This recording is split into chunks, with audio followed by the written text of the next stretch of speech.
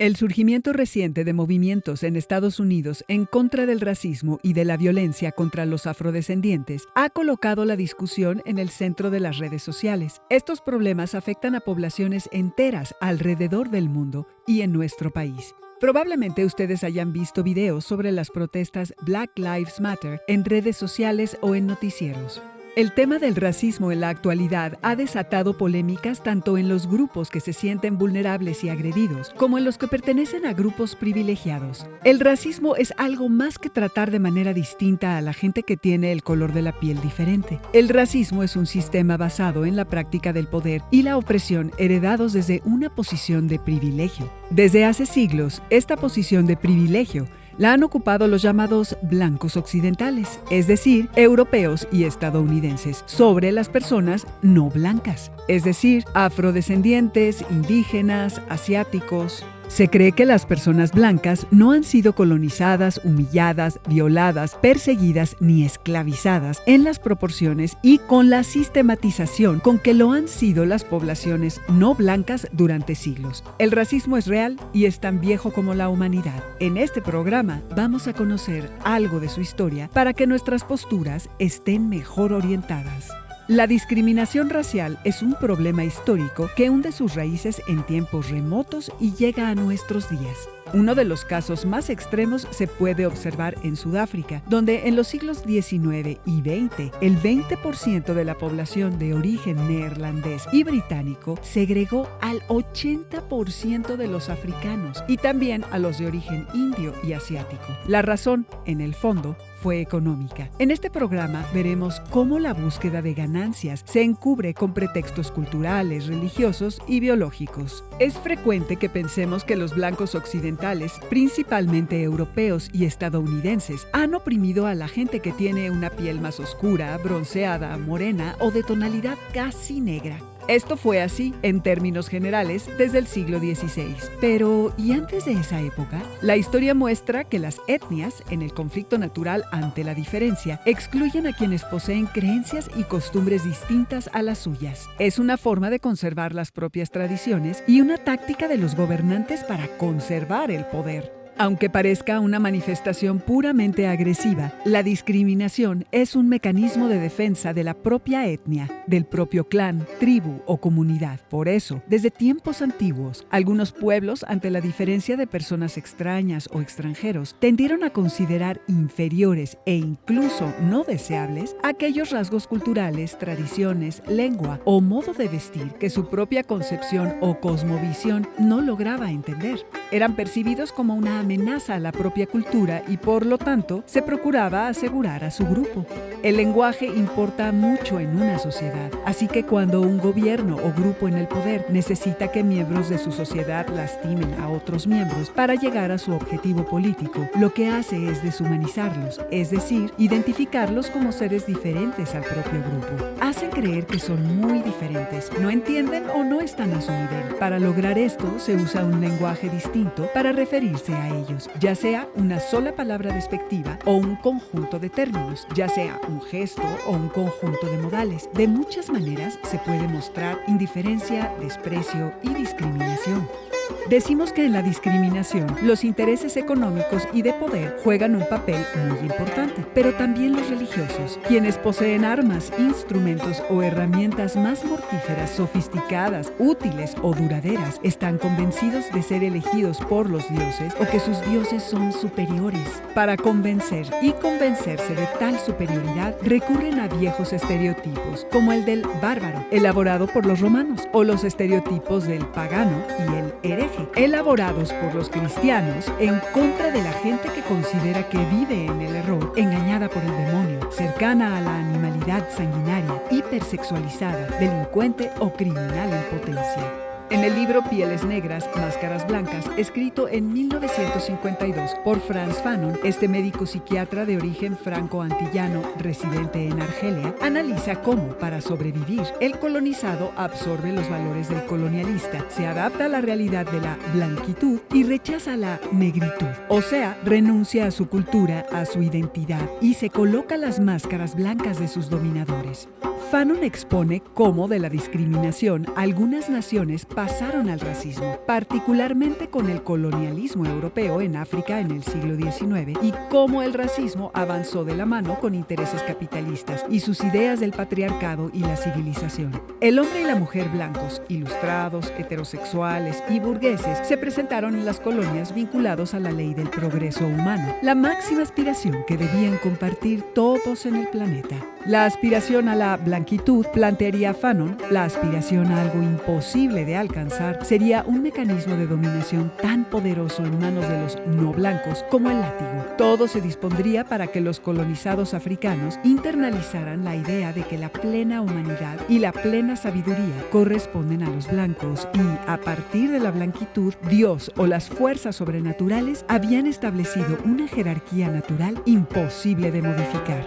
Los rasgos físicos jugaron un papel fundamental en la expansión colonial. La blanquitud se presentó como un modo de ser, una forma de actuar, una apariencia física aceptable y, sobre todo, un conjunto de valores sobre la vida, el trabajo y las jerarquías que se desplazaron a las poblaciones que los europeos y estadounidenses quisieron dominar, no solo material, sino también psicológicamente. Desear ser rubio o rubia, de ojos claros, desear tener el pelo lacio, desear tener narices finas y pieles más blancas, penetró en las emociones y las mentes de los sujetos. Los medios de comunicación masiva jugaron un lugar de primer orden en este proceso. Generaron, a través de la publicidad, la moda y la mercadotecnia, una sobrevaloración de cierto tipo de cuerpos, posturas e indumentarias. Modelos de revistas, actores y artistas de cine, personajes de la literatura y programas de la televisión han servido para establecer un violento sistema de diferenciación, inequidad y desigualdad.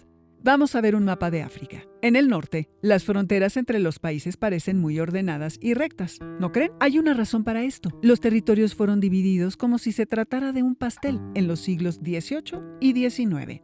Entre 1884 y 1885 se llevó a cabo el llamado Reparto de África. Durante la Conferencia de Berlín, las potencias industriales negociaron y se repartieron territorios africanos como en rebanadas. Francia, España, Portugal, Gran Bretaña, Alemania, Italia y Bélgica participaron en la distribución de casi todo el territorio africano, sin pedir la opinión o tomar en cuenta a los pueblos que existían en esas regiones. Una de las razones principales por las que surgió el repentino interés por el continente africano fue el descubrimiento de la red de ríos por los cuales se podían transportar las mercancías y los materiales que se obtenían de esos lugares: el marfil, el caucho, el oro, los diamantes, el cobre, las pieles y el algodón. Francia se quedó con Argelia, Túnez, parte de Marruecos, el África Occidental francesa, el África Ecuatorial francesa, Djibouti, las Islas Comoras y Madagascar. España tomó partes de Marruecos, el Sahara Occidental y la Guinea Ecuatorial. Portugal controló Angola, Mozambique, Cabo Verde, Guinea-Bissau y Santo Tomé y Príncipe. Alemania ocupó Camerún, Namibia, Tanzania y parte de Nigeria.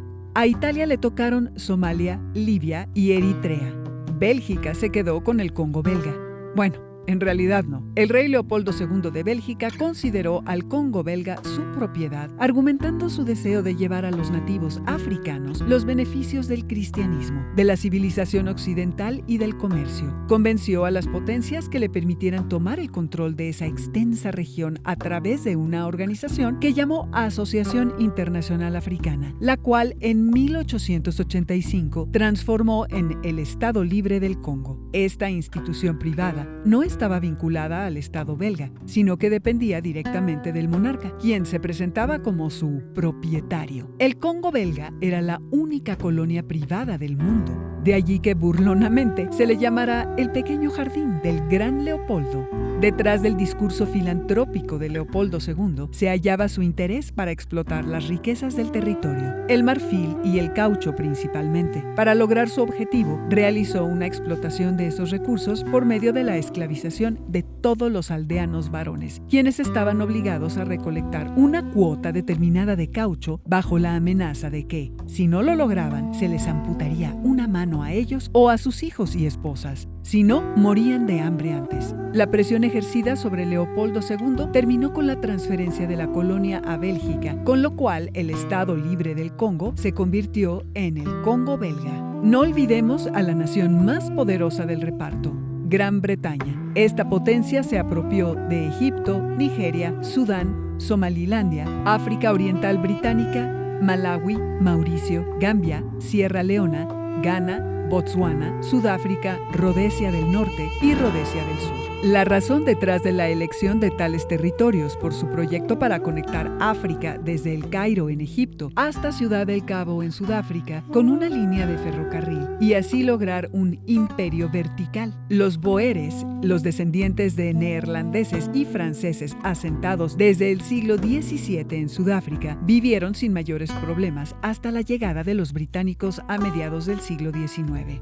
Su intención era que, una vez aniquilado el imperio Zulu, su ejército fuera utilizado como mano de obra en las minas. En enero de 1879, alegando que el rey de los zulúes se había negado a disolver su ejército, a finales del mes, los zulúes derrotaron al ejército de Chelmsford en Isandlwana. Después de esta batalla, los británicos desencadenaron una ofensiva general contra los zulúes. El 29 de marzo de 1879, les causaron 2,000 bajas en Kambula y luego llegaron hasta Ulundi, la capital del imperio Zulu. Los británicos persiguieron incansablemente al rey Sechuello, quien intentó mantener la resistencia, pero acabó siendo capturado y encarcelado. Con la desaparición del imperio Zulu, Zululandia fue anexada a la provincia británica de Natal. Los boeres no tardaron en darse cuenta de que los británicos no estaban dispuestos a tolerar su independencia y también se enfrentaron en una guerra contra ellos, mientras que los zulúes se convirtieron, efectivamente, en mano de obra semiesclava durante casi un siglo, hasta mediados del siglo XX, cuando la independencia llegó a las colonias africanas. La independencia de las colonias africanas se inició en 1950. De allí surgieron muchos de los países que conocemos hoy en día. Los factores que influyeron en el proceso de descolonización son diversos, pero algunos de los más importantes son las ideas democráticas que se extendieron por algunos países colonizados, el aumento de la población, el resentimiento contra el racismo y la desigualdad que se vivía en todas las colonias, la expansión de las ideas de libertad e independencia, pero sobre todo el desgaste económico y moral sufrido por las potencias imperialistas durante la Primera y la Segunda Guerras Mundiales.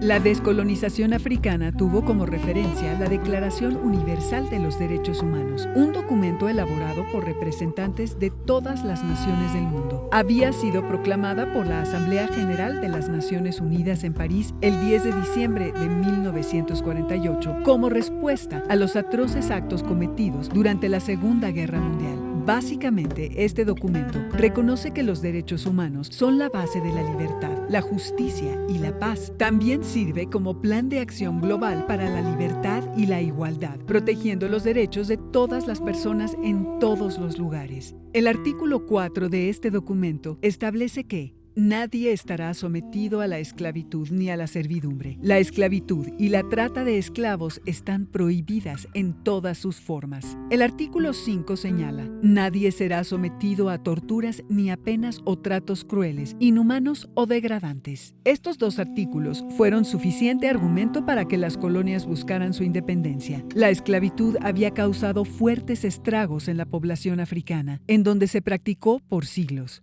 El doctor José Arturo Saavedra se ha dedicado a estudiar el proceso de descolonización europea de África. Dejemos que él nos explique algunas de las causas y consecuencias de la independencia de estas colonias.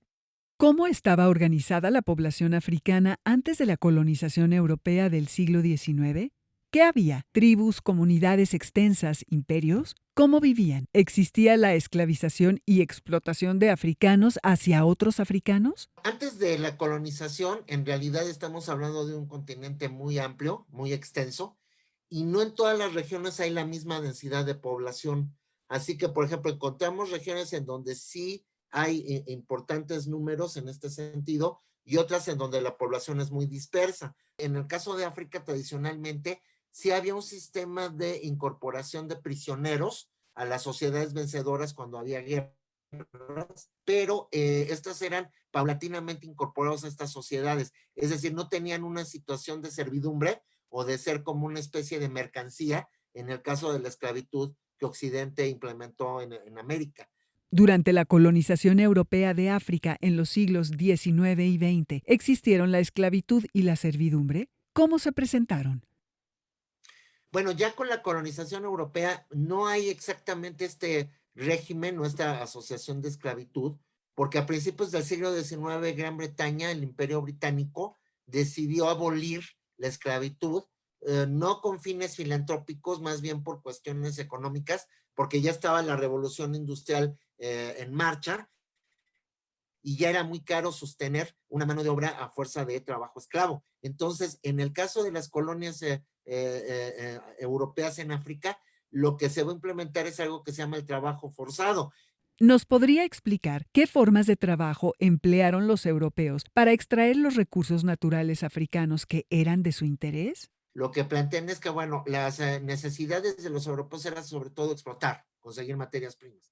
Ya fuera en el campo agrícola, por ejemplo, en la minería, en las industrias de extracción, principalmente, esos serían los dos grandes campos, pero el punto es de que lo que se argumenta es que esta forma de extracción de estos recursos se hace de una forma muy elemental, con muy poca tecnología, con muy poca inversión, y sobre todo, pues tratando de basarse en el trabajo forzado, en la mano de obra forzada que habíamos hablado anteriormente. El panarabismo o nacionalismo árabe surgió en la década de 1930 y se popularizó en la década de 1960 con la pretensión de establecer la unión de todos los países árabes en una sola entidad política. El surgimiento del panarabismo estuvo vinculado al recuerdo del Imperio Árabe, que se disolvió en el siglo XVI, al deseo de los dirigentes árabes de no depender de los designios de otros bloques internacionales, a la idea de que si los países árabes estrechaban sus vínculos o se fusionaban, contarían con un mayor poder. En la Segunda Guerra Mundial, el Magreb había sido un campo de batalla al ser ocupado por las fuerzas del eje italiano y alemán. Muchos árabes magrebíes ayudaron a combatir y apoyaron el esfuerzo bélico de los aliados. Esperaban que Francia los recompensara otorgándoles la independencia. Es preciso mencionar que por más de 100 años, Francia envió cientos de miles de sus ciudadanos a Argelia, consolidó su poder local en lo político, económico y militar, arrestaron o eliminaron físicamente a los líderes religiosos, despojaron de sus tierras a los campesinos argelinos e impusieron la lengua francesa en la educación. En 1944, algunos argelinos se unieron a los militares del Frente de Liberación Nacional, que buscaba derrotar al fascismo también existente en Francia. Esta lucha sería el motor de la independencia de Argelia. El 8 de mayo de 1945, la rendición de la Alemania nazi repercutió inmediatamente en Argelia. Ese día, mientras Francia festejaba el triunfo de los aliados, miles de argelinos se manifestaron en la ciudad de Sétif, al este del país, para reclamar su independencia del dominio francés. Las tropas colonialistas prepararon una ofensiva terrestre que terminó con la vida de más de 40,000 argelinos. Así dio inicio una guerra amarga con sangrientos asesinatos de colonos y ataques a las tropas francesas. Así dio inicio una guerra amarga con sangrientos asesinatos de colonos y ataques a las tropas francesas. En las calles de la capital, Argel, cayeron bombas y se efectuaron asesinatos al azar. El pueblo argelino peleaba por su independencia, por el fin de la represión contra la población autóctona, por la erradicación del orden de los colonos, del sometimiento de los campesinos y sobre todo porque el sistema colonialista francés se acabara. Pero en Argelia habitaban colonos franceses que llevaban años, es decir, había generaciones de franceses llamados pieds noirs, pies negros, viviendo allí desde hacía mucho tiempo. Pied noir hace referencia a las botas negras que usaban los primeros inmigrantes o al tipo de calzado que usaban los militares en el ejército. Estos pied noirs quisieron defender sus privilegios y se pusieron del lado de Francia en esta batalla. En 1955, el conflicto se profundizó en la región de Constantina, con una dura represión por parte del ejército francés. Este emprendió ataques terroristas a través de la llamada Organización del Ejército Secreto. Un año después, Francia había desplegado un ejército de 500,000 de soldados. El Frente de Liberación Nacional Argelino, el FLN, contaba con el apoyo de gran parte de los musulmanes y de países africanos que se habían independizado antes, Egipto, Túnez y Marruecos. Entre 1956 y 1957 se dio la Batalla de Argel. El Frente de Liberación atacó objetivos franceses en esa ciudad, pero fue repelido por las tropas de paracaidistas del general Jacques Massu, quien después aplicó torturas y decidió la ejecución sumaria de miles de argelinos sospechosos de colaborar con la causa independentista. En 1958, los colonos franceses realizaron diversos disturbios en Argelia, en los que reclamaron la vuelta al poder del general nacionalista Charles de Gaulle, una especie de mesías de los colonos. Su petición fue escuchada. El general regresó al poder ante el peligro de una guerra civil francesa. No obstante, para sorpresa de los colonos, de Gaulle se presentó a favor de la libre determinación de Argelia. No veía conveniente la postergación del dominio colonial. Tras 8 años de guerra, el 8 de enero de 1962, el 75% de los franceses votó a favor de la independencia de Argelia. Del 7 al 18 de marzo de 1962, en la ciudad francesa de Evian, se llevaron a cabo conversaciones entre el gobierno de Francia y el gobierno provisional de la República Argelina para definir la independencia del país africano. Meses después, el 69% de los argelinos también votó a favor de la separación de Francia. En 1966 se estrenó la película La Batalla de Argel, filmada en blanco y negro y dirigida por Gillo Pontecorvo, un director neorrealista del cine italiano. La filmación de esta película fue un proyecto del primer gobierno independiente de Argelia, dirigido por Ahmed Ben Bella, el primer presidente de la República Argelina Democrática y Popular. En la película se retratan los orígenes, el desarrollo y el fin del enfrentamiento entre el Frente de Liberación Nacional de Argelia y las autoridades coloniales francesas entre 1954 y 1957. Es una de las mejores películas documentales sobre el colonialismo, el terrorismo y los movimientos revolucionarios ocurridos en África en la segunda mitad del siglo XX. Con obras como esta, el colonialismo africano dejó de existir solamente en los periódicos, las revistas y los libros de historia. Ahora podemos ver partes de su existencia en cualquier pantalla. La descolonización fue un proceso complicado. En el polo sur de este mismo continente, en Sudáfrica, las cosas se complicaron también, en parte por la fuerte segregación racial impuesta por los colonizadores a la población durante casi 50 años. Apartheid es un término que en Afrikaans significa separación. Ha sido usado para representar un largo periodo de la vida de los sudafricanos. El apartheid llegó a este país cuando el Partido Nacional introdujo la separación de la población en su programa electoral de 1948. Después de su victoria, pasó a formar parte de la política gubernamental de la República de Sudáfrica.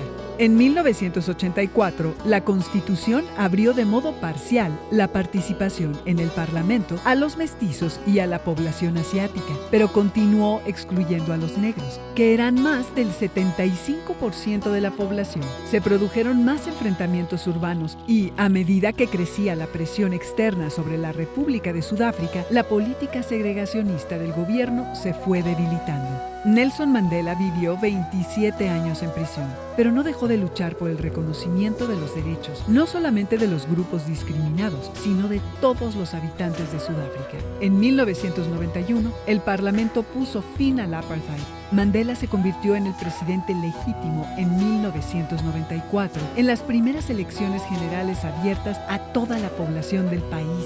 El apartheid terminó hace 29 años, pero la lucha por los derechos civiles alrededor del mundo aún continúa, como el caso de Estados Unidos que mencionamos al principio del programa. Nelson Mandela fue uno de los grandes luchadores en la guerra contra las injusticias en el siglo XX. Junto con Martin Luther King y Malcolm X, fue uno de los más importantes defensores de los derechos de los africanos y afrodescendientes. Es considerado uno de los personajes más carismáticos e influyentes del siglo pasado. Su activismo lo llevó a ganar el Premio Nobel de la Paz en 1993. Su figura ha pasado a la historia como una encarnación de la lucha por la libertad y la justicia, y como símbolo de toda una nación. Mandela se distinguía por sus discursos, en donde establecía su política de igualdad y en contra de la violencia. Para que entendamos mejor qué hacía tan especiales a aquellos discursos, escuchemos y veamos al mismo Mandela. I have fought very firmly against black domination. Anybody who changes his principles depending on whom he is dealing That is not a man who can lead a nation.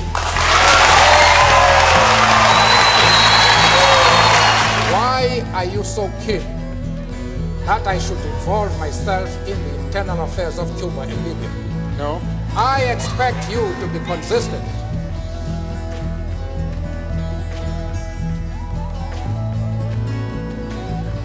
I don't know if I have paralyzed you. No.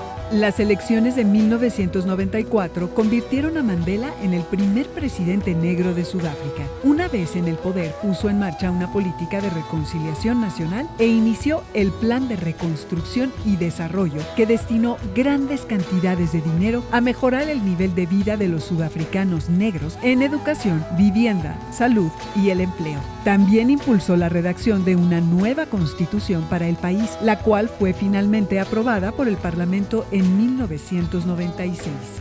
Junto con el arzobispo Desmond Tutu, que presidía la Comisión de la Verdad y la Reconciliación, Nelson Mandela presentó en junio de 1998 el informe con las conclusiones de la comisión. La honestidad de Mandela fue demostrada una vez más cuando dio a conocer las conclusiones del informe. En ellas se señalaron no solamente los abusos y los crímenes del régimen segregacionista, también los que habían sido cometidos por diversos grupos de los movimientos de liberación, incluido el Congreso Nacional Africano. La otra cara del racismo es el privilegio. ¿Crees que en la sociedad mexicana exista el racismo como en los ejemplos de los países que vimos a lo largo del programa? Hemos llegado al final de este capítulo de Conciencia Histórica, pero la programación de Jóvenes en TV no termina. A continuación, Comunicación y Antropología.